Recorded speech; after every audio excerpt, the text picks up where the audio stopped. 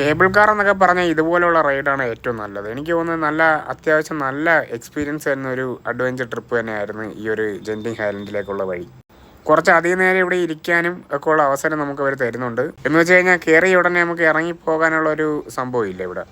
ഇത് തന്നെ കുറച്ച് ദൂരം പോയി കഴിഞ്ഞാൽ 2 സ്റ്റോപ്പ് വരുന്നുണ്ട്. ഒന്നൊരു ടെമ്പിളിലാണ് വരുന്നത്. അവിടുത്തെ ടെമ്പിളും അവിടുത്തെ കാര്യങ്ങളൊക്കെ കണ്ട് പഠിച്ചതിന് ശേഷം നമ്മുടെ ഇഷ്ടം പോലെ തന്നെ അടുത്ത റൈഡിന് വേണ്ടി നമുക്ക് കയറിയാൽ മതി. കോലാലംപൂരിൽ നിന്ന് വരുന്ന വഴി എന്നൊക്കെ പറഞ്ഞു കഴിഞ്ഞാൽ നല്ല ക്ലീനാണ്.